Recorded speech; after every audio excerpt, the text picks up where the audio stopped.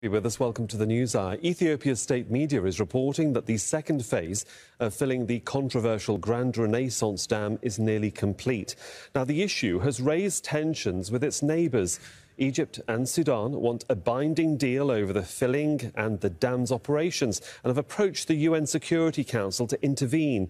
Ethiopia says the project is essential to its development, but Cairo and Khartoum fear it could restrict their access to water. Let's go straight over to Catherine Soy, joins me now from Addis Ababa. It does seem, Catherine, that matters are coming to a head in the region.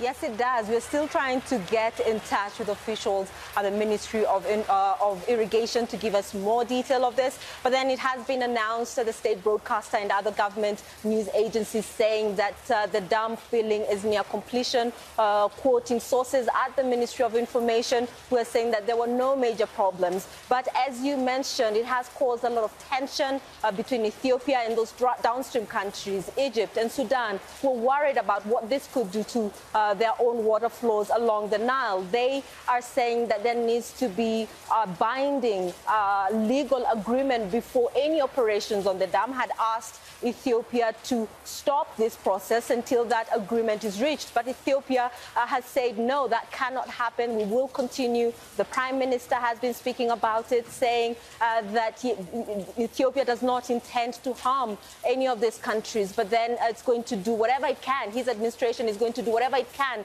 to protect this process of the filling that started earlier in the month. You talked about the UN Security Council meeting. The members of the UN Security Council meeting all seem to be leaning towards going back to talks mediated by the African Union.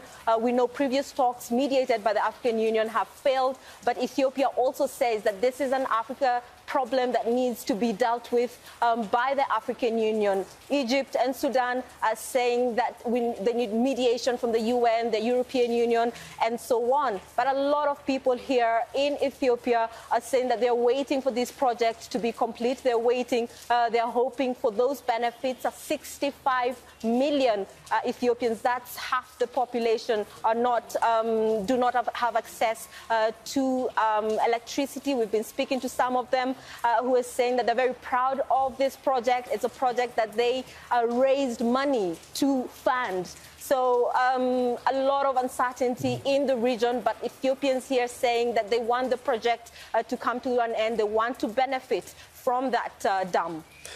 Catherine, over the past few years, we've been following the construction of this dam, the mediation, as you mentioned, through the UN Security Council and through the African Union as matters have come to a head. It seems that diplomacy can only go so far. So one does have to wonder, is there a concern about any conflict? Because Africa doesn't really need another conflict. Well, there is a huge concern about what this may do. Egypt and Sudan both are saying that they do not want any conflict. But recently we saw training of forces by both countries, and this caused concern here in Ethiopia. In Ethiopia as well, we've seen a build-up of troops around the dam filling site.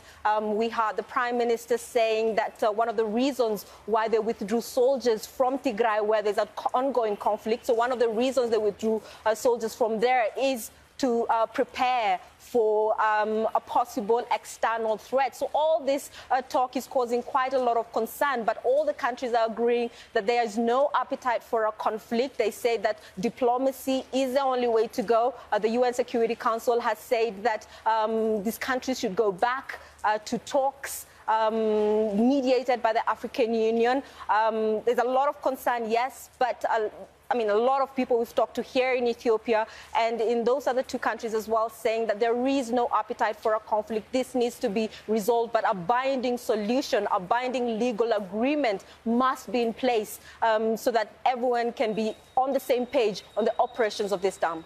Catherine Soy there for us in Addis Ababa. Thank you.